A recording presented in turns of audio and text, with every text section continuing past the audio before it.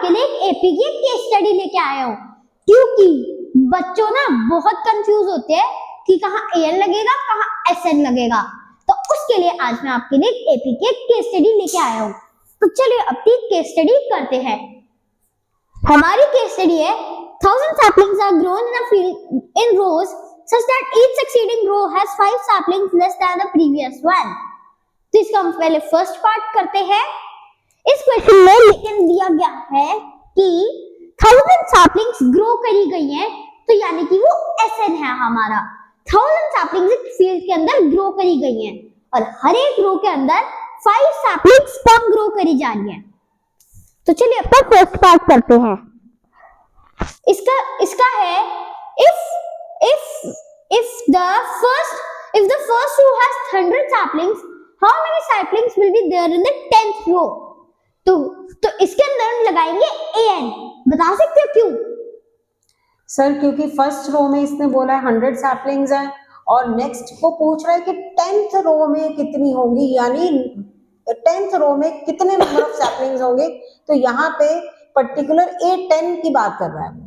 Correct, हम यहाँ पे A10 लगाएंगे, यानी कि an का formula A10 is equal to A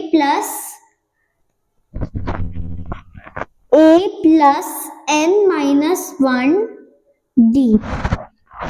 तो अब हम इसके अंदर वैल्यूज फिट कर देंगे। इसके अंदर ये जो सीरीज थी हमारी, ये सीरीज है हमारी 100, 95, 90 एंड सो ऑन। तो यहाँ पे हमारा A 100 है और D है माइनस, और D इज इक्वल टू -5, क्योंकि हमारी AP डिक्रीज कर रही है 5 से। तो यहाँ पे हमारा A है 100 प्लस n है हमारा 10 -1 इंटू -5। तो ये हमारा सॉल्व करके बन जाता है 9 इंटू -5 विच इज -45। तो इसका आंसर हमारा आता है 55। अब हम चलते हैं अपने सेकंड पार्ट पे। For 1000 saplings, how many rows need to be there? तो इसके अंदर 1000 saplings टोटल फील्ड के अंदर ग्रो करी जा रही हैं और उसके लिए वो पूछ रहे हैं कि हमें कितनी रोज चाहिए ताकि 1000 saplings ग्रो करी जा सकती है। तो यानी कि यहाँ SN निकालेंगे, जिसके अंदर हम N कर रहे हैं। N निकालना है हमें SN के थ्रू।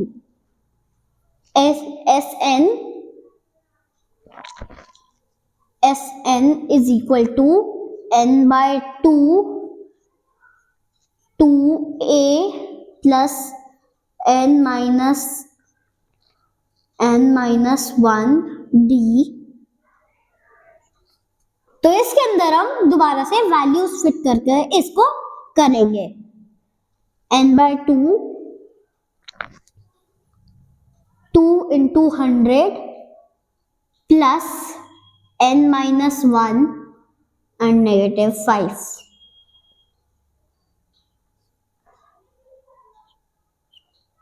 अब हम यहाँ पे, लेकिन हमारा सम तो 1000 था, तो लेकिन हम यहाँ 1000 भी फिट करते जाएंगे। n by 2 into 100 plus n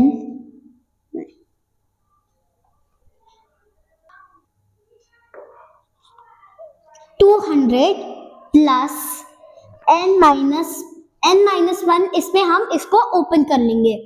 तो ये हमारा ये प्लस हमारा माइनस बन जाएगा, -5n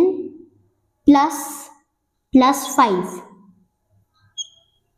अब हम इसको क्रॉस मल्टीप्लाई कर लेंगे 2 को 1000 से। 1000 is equal to n 2000।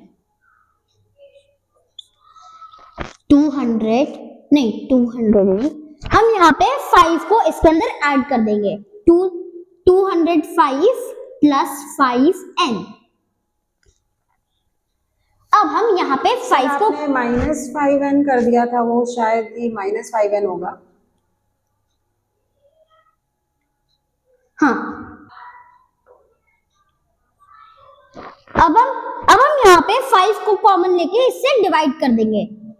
400 is equals to n, bracket के अंदर आएगा 41 माइनस n।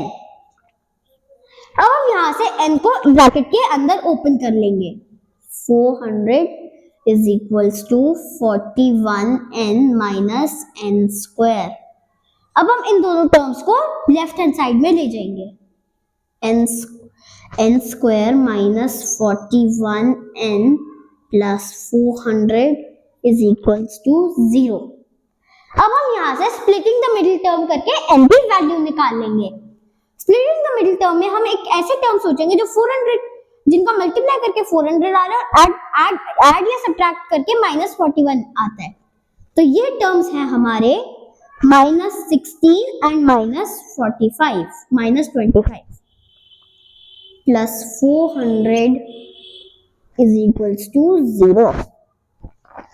अब हम यहाँ से n कॉमन ले लेंगे तो ये n -16 होगा और यहाँ पे हम -25 कॉमन लेंगे तो ये बन जाएगा n -16 इज इक्वल्स टू 0। तो यहाँ से हमारे दो फैक्टर्स आ जाते हैं n -16 and n -25 is equals to 0। जहां से हम कह सकते हैं कि n इज इक्वल्स टू 16 और 25। अब लेकिन अगर हम अपनी एपी देखें 100, 95, 90 एंड सो ऑन, तो इसके अंदर अगर हम 25th टर्म निकालेंगे तो ये तो नेगेटिव में आ जाएगा and saplings can never be negative. तो ये वाला 25 हमारा रिजेक्ट हो जाता है। तो इसका मतलब कि n इज इक्वल्स टू 16। तो चलिए अपना थर्ड पार्ट करते हैं। If there are 25 rows in the field, how many saplings are there in the middle row? तो इसके लिए हमें पहले 25 का मिडिल नंबर निकालना पड़ेगा। मिडिल नंबर का फॉर्मूला होता है n plus 1/2 term.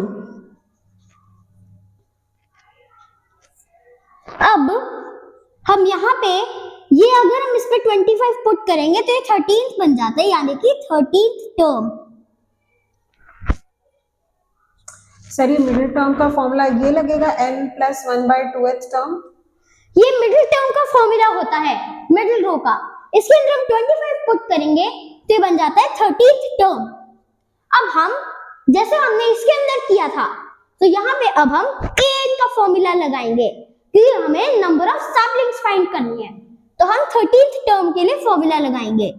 A13 is equals to A हमारा 100 है प्लस 13 माइनस 1 इंटू -5। इसको ओपन करके सॉल्व करके करेंगे तो ये बन जाता है 40। और ये थी आपकी केस स्टडी। आई होप आपको इस केस स्टडी से समझ आ गया होगा कि कहाँ an लगता है, कहाँ SN लगता है। Please like, share and subscribe so that I can bring more important questions for you.